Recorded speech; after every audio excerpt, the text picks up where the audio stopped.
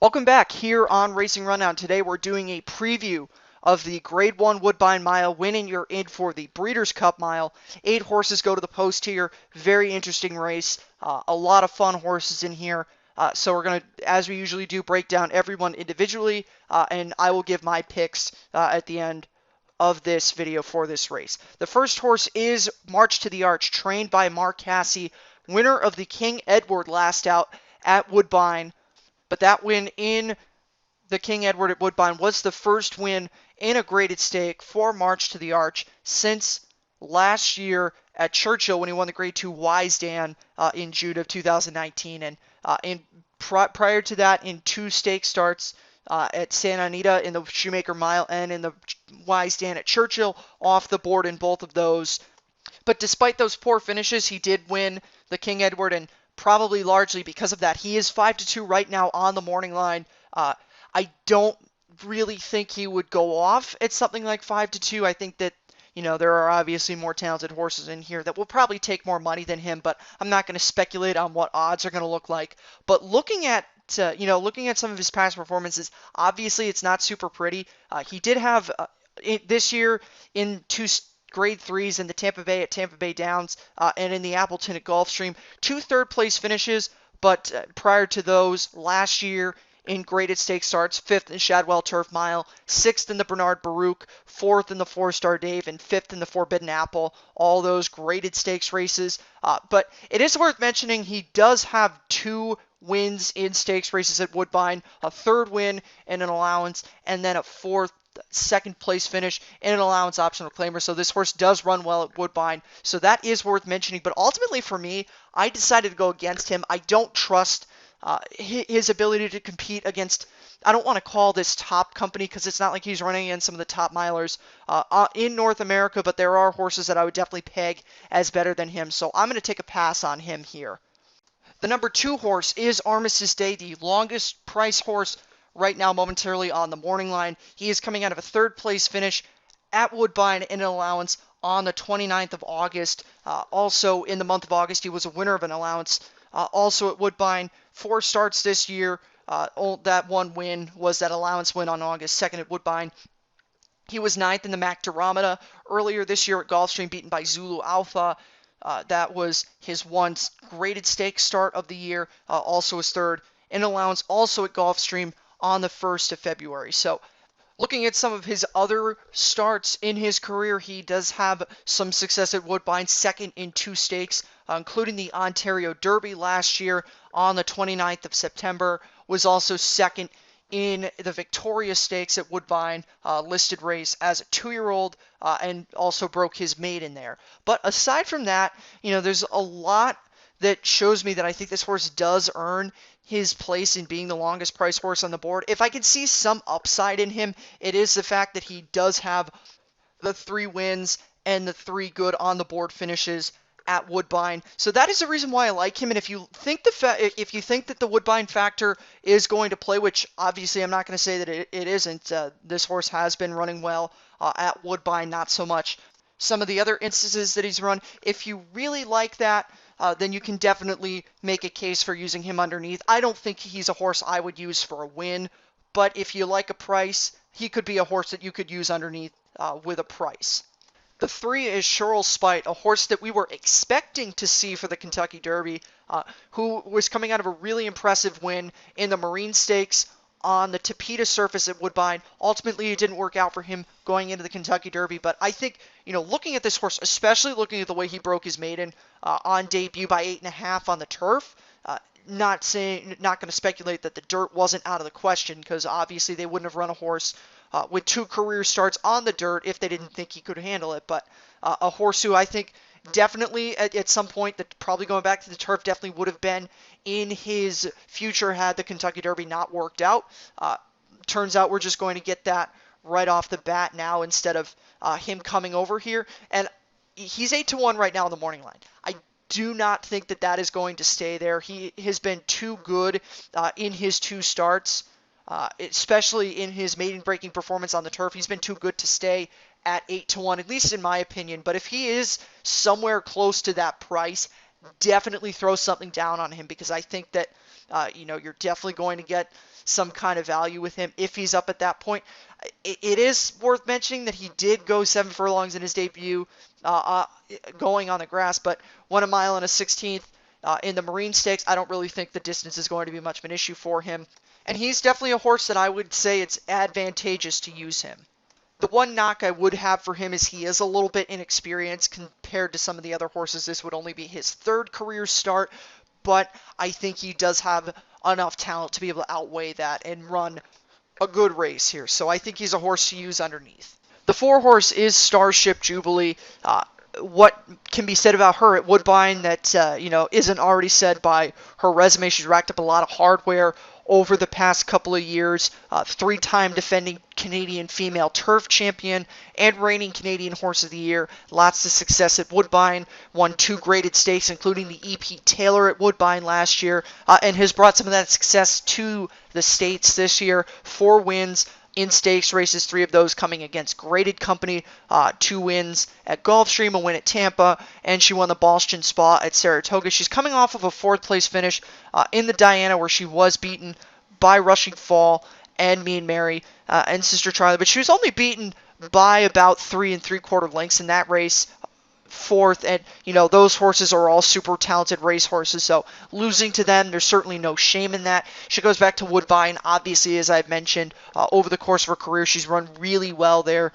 In addition to those 2 efforts in the Canadian and the E.P. Taylor, she was 2nd in the Dance Smartly and the Nassau, and going back further, she won the Canadian in 2018 as well. So definitely a lot of talent, definitely a lot of reason to see a lot of upside in her. She's been very good this year, and I think that she's definitely one of my top picks for this race.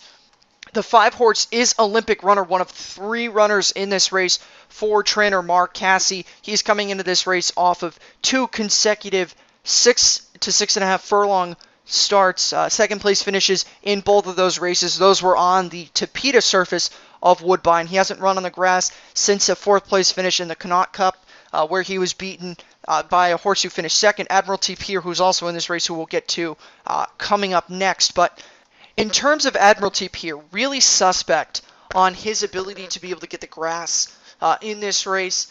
Like I mentioned, he does have some wins over the all-weather surface, and the Connaught Cup was not a bad effort for him, but his 3 wins have all come either on dirt or on all-weather surface. So I don't necessarily like that he doesn't have a win on the turf coming into a Grade 1 race against the caliber of horses he's going to be running against. And ultimately, he's a look against for me in here. I do think that if you want to bet Mark Casse horses, there's 2 better options in here, even though I'm not the biggest fan of March to the Arch. I do think that there are a couple of better options in here than Olympic Runner. The number 6 horse, who I mentioned a minute ago, is Admiralty Pier, 10 to 1 on the morning line, coming into this race off of 2 second-place finishes in graded stakes at Woodbine. I already mentioned the Connaught Cup, and he was the horse that was beaten by March to the Arch in the King Edward Stakes last out. It is worth mentioning he did run a really good race to run 2nd in the Connaught Cup off a pretty significant layoff of 4 months, and he did run a good race behind March to the Arch in the King Edward. Prior to that, he was beaten pretty well 7th in the Challenger Stakes, but did have 2 wins at Tampa Bay Downs outside of that. But some of his efforts last year, including his effort in the Woodbine Mile, are a bit concerning. Looking at his graded stakes starts last year, 2 8th-place finishes in the Autumn and the Nearctic, 7th in this race last year, and a 5th in the Play the King Stakes. So I don't really like him too much. I do think that if you want to use him underneath, his last 2 races show a little bit of upside there, but I don't think that the volume, taking the overall quality of and the volume of his races, I don't think that they're super encouraging for using him in a race like this. So he was a pass for me, but if you really like those last 2, then you can make a case for playing based off of those. The number 7 horse is the lightly raced value proposition for Chad Brown, his only runner in this race, a winner of 2 races in his lifetime, and coming out of a 3rd in his most recent effort in the Poker. Prior to that, he was coming off of 2 wins in the Allowance Company. The one poor race of his career was the Pennine Ridge, but that was only his 2nd career start, and it was his first start since breaking his maiden. And Since that, I think he has, proven that he's better than that seventh place finish in the Pennine Ridge. And I think the poker last out was, obviously he didn't win the race, but the two horses that beat him, Social Paranoia and Seismic Wave, I do think are talented racehorses, and I do think it was a good third place finish for him. Chad Brown's always dangerous in American turf races. You don't need me to tell you that.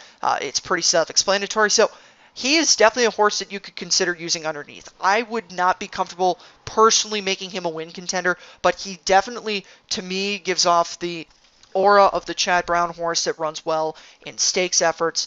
And for that, I would definitely highly consider using him in an underneath position. And the final horse for this race is the 2-1 favorite, number 8, War of Will, winner of last year's Preakness Stakes, but more relevantly, won the Maker's Mark Mile at Keeneland. His first graded stakes win on the grass, and actually his first win on the grass in his career. War of Will does have a good volume of work at Woodbine 2 starts prior, including a second place finish in the Grade 1 Summer Stakes as a 2-year-old where he was beaten less than a length by Fog of War. And like I mentioned already, first win last start in the Maker's Mark Mile was his first win on the turf.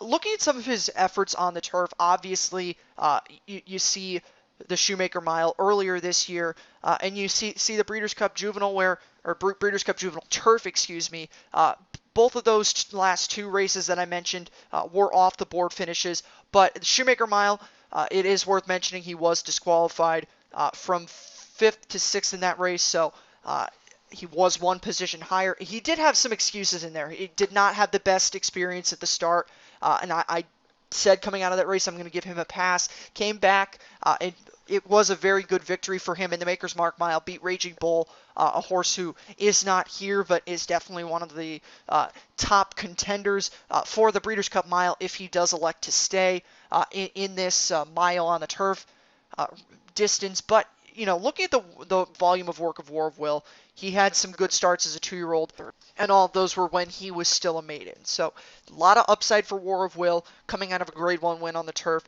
Definitely deserves to be favored in a race like this, and he's obviously a really strong contender in here. I'm ultimately going to look against him because there are some things that I don't love about War of Will. Like I mentioned, he has been beaten a lot in stakes on the turf, and he hasn't been losing to the best horses in those stakes races. Now, I'm not a big person for the competition or the quality of horses a horse beats usually, but it is a little bit unnerving that some of the horses that he's been losing to have come back to extremely disappoint. But to look at it from a positive perspective, 3 of those 4 races were lost in stakes as a 2-year-old, and I definitely think he has progressed in talent from being a 2-year-old. I'm willing to give him a pass for the Shoemaker Mile. I ultimately, like I mentioned, am going to look against him here, but do not disrespect any person who does like the horse, and I do think he does have a serious chance to run well in here. I just think that when I'm not super confident in a favorite, and I do think that there are some horses that have a good chance to beat him, I'm going to take a shot against the favorite. So I will be doing that, like I mentioned already. I mentioned I really do like Starship Jubilee, and I'm going to put her on top. I really do like her efforts in the Canadian and the EP Taylor last year, and her efforts this year in the United States have been really good. So I'm going to put her on top. I will give War of Will the respect, and I will put him second. And I also really do like Cheryl Spite. I'm going to put him third. I just don't think he is ready to step up and win a race like this, but a big run from Cheryl Spite is definitely not out of the question. So with all that being mentioned, thank you for stopping by. Good luck if you do play this race, and we will see you later on this week for previews of some other stakes, including the 2-year-old races at Woodbine and the Belmont Oaks also this weekend. So very fun Belmont meet kicking off this weekend, and a very good next couple of weeks at Woodbine. So excited for that, and we will see you later on for those races down the road. Lane and Cheryl Spite a length and a half to Just Like Larry, given full bore. On the outside, US Army Corps, and down the centre is Enchant Me, but it's Cheryl Spite just rocking away from the opposition. In second, Just Like Larry. Letard is back on the rail making late ground, but Cheryl Spite in an absolute cakewalk had never ever been troubled, and this is really in just what I consider second gear. And how many gears are there? I'd say plenty of them left. Cheryl Spite by 7 or 8 lengths.